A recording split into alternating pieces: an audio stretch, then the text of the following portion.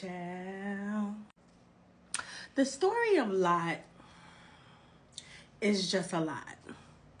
No, because I was talking to my mom and I'm like, from the time I was really little, I just really couldn't stand Lot. It's like he's like that one family member that just can't get right.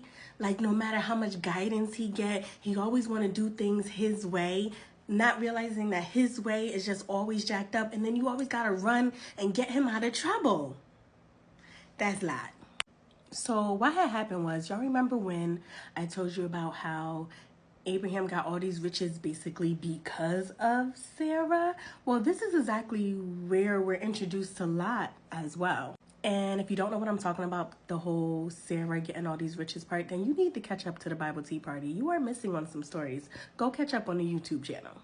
So in chapter 11, we get like the whole lineage from like Noah and his sons, like after the flood. And we find out about Abraham, his siblings, and his nephew Lot. So God basically says to Abraham, like, yo, get out of this country, get from around all your family, and go to a land that I'm going to show you.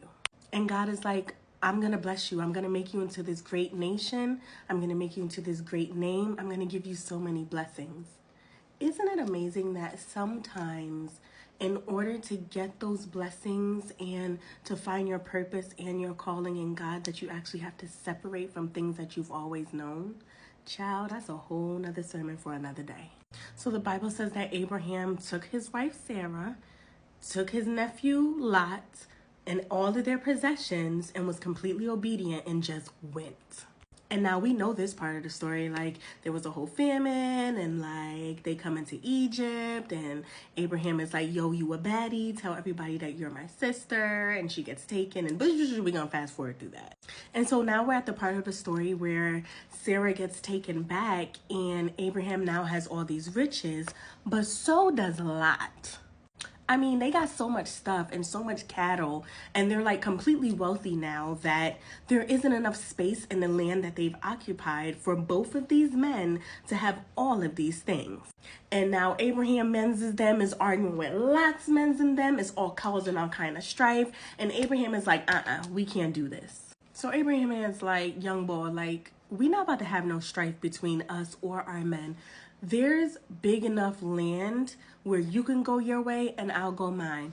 And this is the part where I don't like Lot too much. So Lot is looking all around and he sees all the green grass and all the forest over in that land over there. So he decides to choose that part for himself. I'm starting to wonder if this is where the saying, the grass isn't always greener on the other side, comes from. So Lot chose all the land of Jordan and pitched his tent facing Sodom. So Abraham chose Canaan, and God is basically like, lift up your eyes. Everything that you see, every land that you walk on, I'm going to give it to you. And so he does that. But then the Bible also says that Sodom was full of wicked, evil men. Foreshadowing. Buckle your seatbelts. It's about to get good. Child, I had to write it down to keep up. It's about to get real Game of Thrones. So what had happened was, you got 4 kings on one side. I'm not about to read their names because I will jack them up. And you got 5 kings on another side, okay? And part of side B with the 5 kings is the kings of Sodom and Gomorrah, okay? So what had happened was, for 12 years, all of the 5 kings, along with those 2 kings from Sodom and Gomorrah, they were under the rule of one of the kings. We're going to call him King K, on the side with the 4 kings for 12 long years. And in the 13th year, they decided to revolt. But the 5 kings was playing checkers while the 4 kings was playing chess. Because King K and all his homies was like strategically doing things. They were defeating all the countries on the borderline of the desert and just going in and just conquering everybody. So finally it's time for the big showdown in the valley of Sodom. And you would think they literally about to fight 5-4. So you would think that the 5 is going to win. That's not what had happened. So apparently this valley is full of tar pits, and the two kings from Sodom and Gomorrah, where they were trying to flee, fell into the pits, and then their other two homies ran away and hid in the mountains. So King K and his three homies, the four kings, they decide we about to take everything in Sodom and Gomorrah. And they took everything, including the people, including someone by the name of Lot. So while they captured Lot, one of the people that was with Lot, was able to escape. And then he ran and then he told two of Abraham's homies, and they told Abraham. And the Bible says that Abraham strapped up and took 300 and some change of his trained servants in his house to go get his nephew back. I don't know why we think Abraham was just some weak little dude, but he was about it, and that shows how wealthy he was. 300 men in your house are trained fighters. He got shmoney. And so the Bible says that by nighttime, Abraham divided all of his men amongst these four kings, he took everybody out. And when it was all said and done, a king from, I'm guessing, the surrounding land, Salem, came to Abraham, and he was also a priest of the Most High God, and he blessed him. But then here come the king of Sodom talk about, oh, thank you so much. You give me all the people and you can keep all the goods. And Abraham is like, I ain't taking not a ting from you. I don't want any of these things. Let me just grab my nephew and go. Sidebar, we know that Lot was actually in Jordan, but he pitched his tent facing Sodom and Gomorrah. And it really makes me think of the fact that the world will say follow your heart, but the Bible says guard your heart. Because the heart is really deceitful, and it'll have you longing to be a part of things that you know that you're not supposed to really be a part of. It will have you longing and feeling like FOMO, feeling like you're missing out on things, when all reality you probably shouldn't be there because it only leads to destruction. But that's another sermon for a whole nother day. So what happens next in the story is kind of like an overlapping of stories, because when Abraham finally gets his blessing from God, where Sarah laughs, and because they basically said, yeah, you about to be pregnant, three people appear to Abraham. It's two angels and God. And the two angels leave to go to Sodom and Gomorrah because of the wickedness that was happening there. And Abraham is left with God and starts having a conversation with him. So Abraham is like, okay, so yo, Lord, I know you about to destroy Sodom and Gomorrah because of its wickedness, but hear me out. What if you find 50 righteous people there? Will you destroy the whole place if there's 50 people there that are righteous? And God is like, no, if I find 50, I'll save it. So Abraham was like, all right, so, I'm only dust. Who am I to talk and ask of this? But, what if there was, 45 people that was righteous?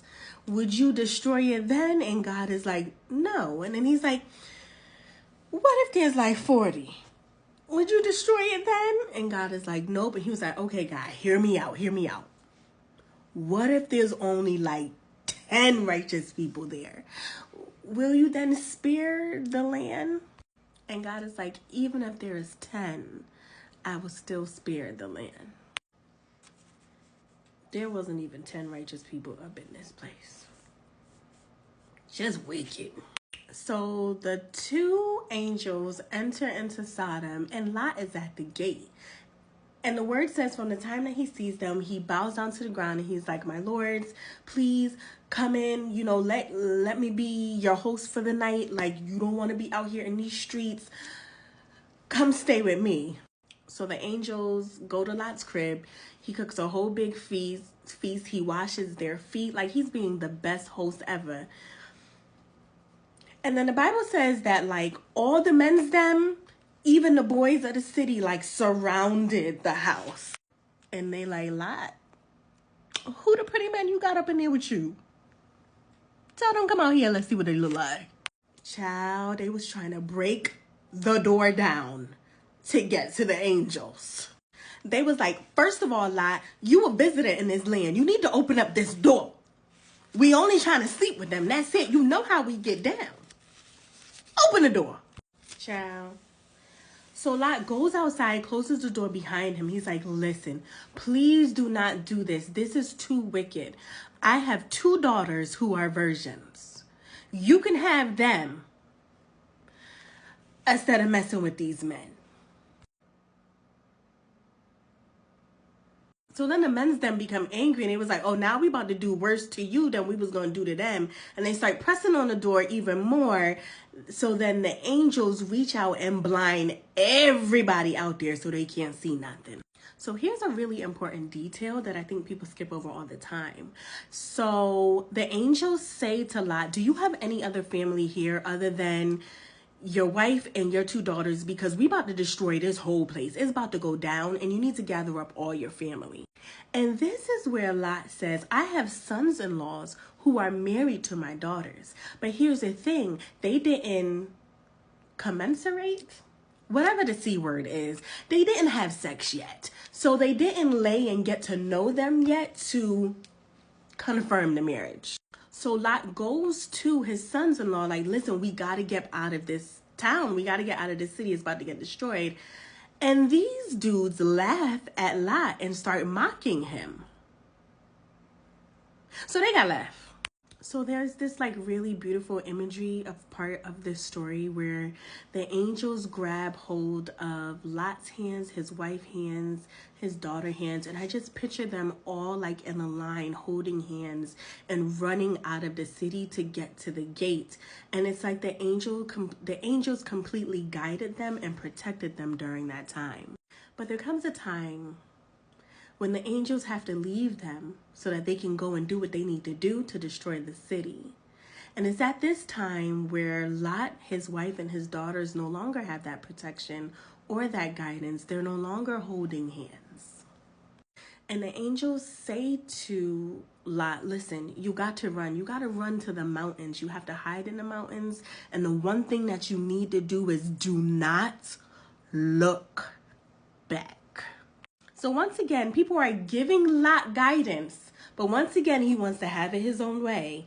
And he says to them, please, I can't make it to the mountains. If I go all the way to the mountains, something might happen to me. Please, can I just, there's a close city, it's called Zor. Can I just make it to Zor? And the angel's like, all right, you have grace and mercy covering you. You can make it to Zor, but do not look back. Lot's wife had one job. Just one. Lot's wife looked back and she got turned to a pillar of salt. And now she just salty for all eternity in her feelings. She wants salty chick. Now it says that all the cities and all the dwellings all around is just burning with sulfur and hellfire and all kind of stuff. So now Lot has to leave out of the city that they done told him don't even go to. And where does he go? To go hide in the mountains, which they already told him to go to. So now they in the cave. And the oldest daughter says to the younger daughter, there's no more men left on earth, period. Now, I just feel like this is just grief talking. Like, y'all husbands just died. Your mama all salty. You done seen the whole city that you grew up in destroyed. But what gets me is like, you just left a whole nother city that you never visited before. But okay, I'm not even going to get into that. They basically say there's no more men left. Let's get Pops drunk so we can sleep with him and preserve our seed through him. Like,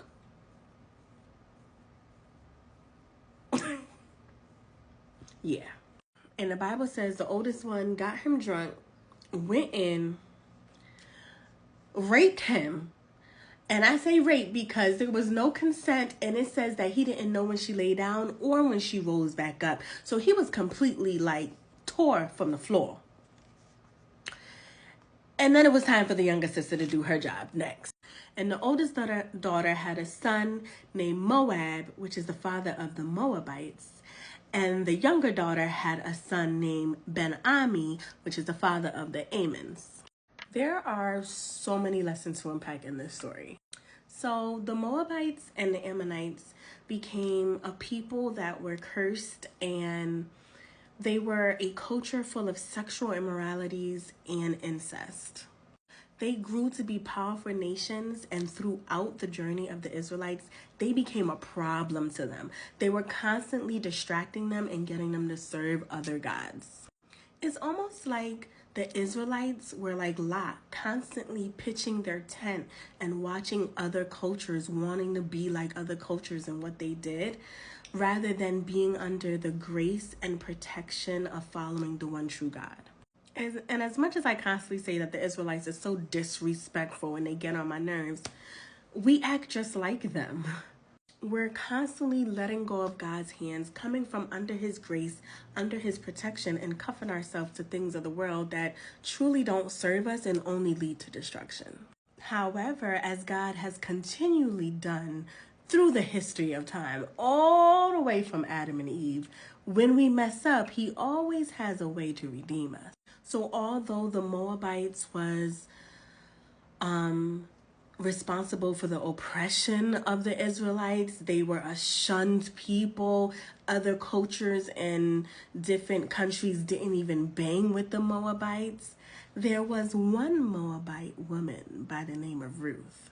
And although she was a Moabite, she left her people, she left her land, she left all that she knew, and she clung to her mother-in-law, Naomi, and she served Naomi's one and true living God, and she married Boaz. And as the lineage goes, Boaz was then the father of Obed, and Obed was the father of Jesse, and Jesse was the father of someone by the name of King David.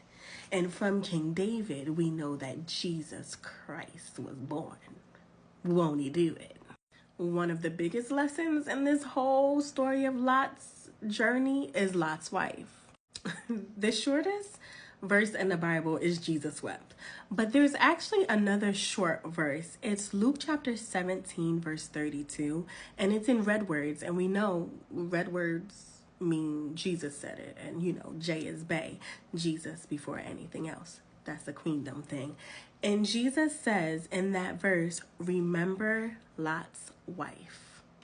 Out of all the Bible characters, like Jesus constantly says, remember my words, remember what I told you, remember my practices, remember all of these things. And out of all the Bible people to tell us to remember, he says, remember Lot's wife.